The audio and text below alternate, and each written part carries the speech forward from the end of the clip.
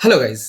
आज हम लोग बात करने वाले हैं बुक अगर मेंटेन करते हैं अकाउंटिंग की, तो अकाउंटिंग की बुक मेंटेन करने के लिए हमें किन किन चीज़ों का ध्यान में रखना पड़ेगा, हमें किस किस प्रोसेस से कम होकर के गुजरना पड़ेगा। तो उस प्रोसेस को ध्यान में रखने के लिए सबसे पहले हम जब बिजनेस करते हैं तो उस बिजनेस में होने वाली जितनी भी हमारी एक्टिविटीज़ है उन सारी एक्टिविटीज़ को हमें रिकॉर्ड करना पड़ेगा। तो रिकॉर्ड करने के लिए जो हमारे बिजनेस की डीलिंग है, चाहे वो परचेज से रिलेटेड हो, सेल से रिलेटेड हो, इनकम से रिलेटेड हो, एक्सपेंसेस से रिलेटेड हो, कोई भी एक्टिविटीज़ अगर हम हमारे बिजनेस में कर रहे हैं तो उस बिजनेस का जो मैन मोटिव है वो है प्रॉफिट आइडेंटिफाई करना कि at the end of year, financial year में जो 1 अप्रैल से स्टार्ट होकर के नेक्स्ट ईयर 31 मार्च को जो वाइंड अप होता है, उस डेट पर उस पर्टिकुलरली 12 मंथ्स की जो ड्यूरेशन से या 365 डेज का जो ड्यूरेशन से उसमें हम लोगों ने जो बिजनेस की एक्टिविटीज परफॉर्म किए, रन किए, उससे हमें बिजनेस में प्रॉफिट हो रहा है या फिर लॉस हो रहा है, उस चीज को आइडेंटिफाई करने के लिए सबसे पहले हमें सारी प्रोसेस को सिस्टमेटिकली रिकॉर्ड करना पड़ेगा।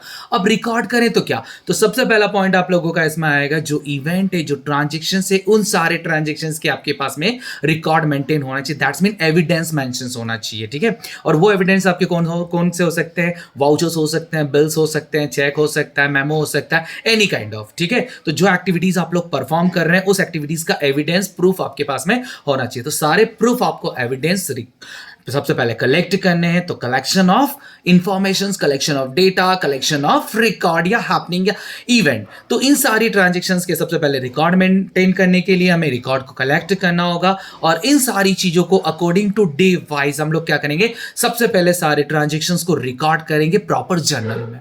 किसमें? प्रॉपर जर्नल में। और वो प्रॉपर जर्नल हम लोगों की जो रहेगी वो ड्यूअल कंसेप्ट बेस रहेगी, ड्यूअल सिस्टम से रहेगी यहाँ पर, ठीक है। डबल एंट्री कंसेप्ट से रहेगी जिसमें डेबिट और क्रेडिट इफेक्ट साथ में आएगा।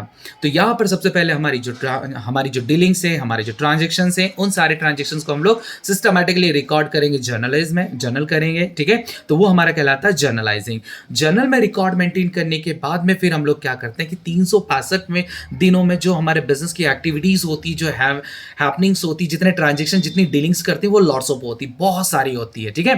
तो उस बिजनेस में 365 दिन में जितने भी ट्रांजेक्शन हम लोगों ने किए, सिर्फ एक जर्नल्स के हिसाब से देखा जाए तो उस जर्नल्स के हिसाब से हम लोग at the end of year profit identify नहीं कर सकते। तो प्रॉफिट आइडेंटिफाई करने के लिए हम लोग क्या करेंगे, यहां पर जो जर्नल्स हम लोगों ने रिकॉर्ड की है उस जर्नल्स के अकॉर्डिंगली फिर उसको क्या करेंगे, क्लासिफिकेशन करेंगे, ठीक है। तो क्लासिफिकेशन ऑफ जर्नल्स होगा, तो उसे हम लोग कहेंगे यहां पर लेजर। लेकिन उससे पहले एक बात बता दूं कि जर्नल जो है, आप लोग अगर स्टूडेंट्स हैं तो उसके अकॉर्डिंगली आप लोगों ने देखा होगा कि अगर आप लोग जिस क्लास में पढ़ रहे हैं उस क्लास में जितने भी आप लोगों के सब्जेक्ट्स हैं उन सारे सब्जेक्ट के लिए आप लोग सेपरेटली रफ बुक प्रिपेयर करते हैं क्या?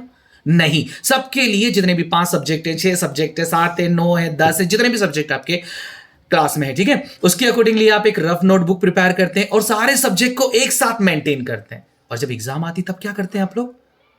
उसी में से पढ़ते हैं क्या?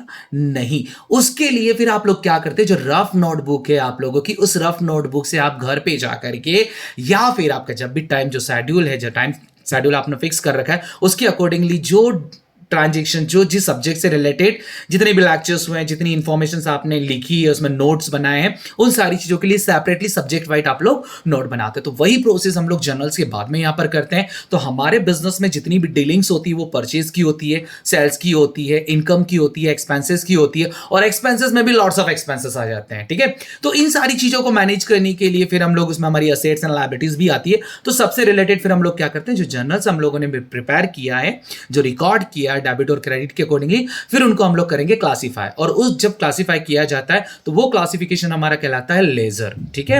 और लेजर्स में हम लोग इंडिविजुअली जितनी भी हमारी एक्टिविटीज होती है उन सारी एक्टिविटीज से related proper personal ledgers prepare करते हैं। क्लियर?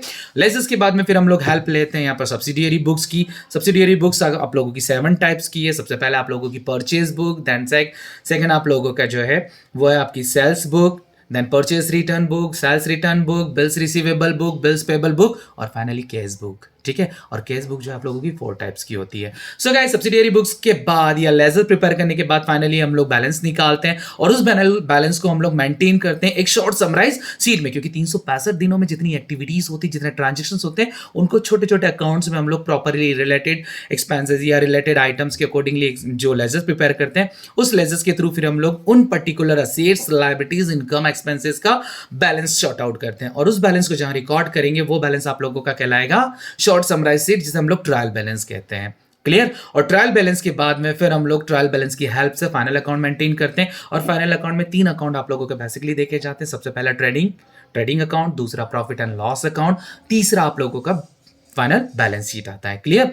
ट्रेडिंग अकाउंट में हम लोग बिजनेस में होने वाली जितनी भी ट्रेडिंग से रिलेटेड एक्टिविटीज नहीं, उसमें मैन्युफैक्चरिंग से रिलेटेड एक्टिविटीज आती है, उसमें परचेज और सेल्स को इंक्लूड किया जाता है। क्लियर?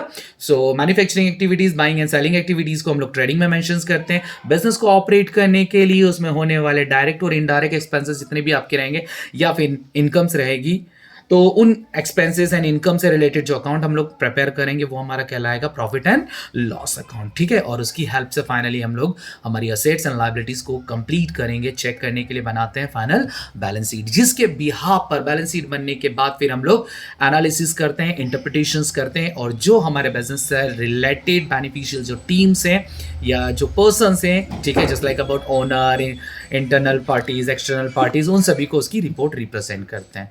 क्लियर? Thank you.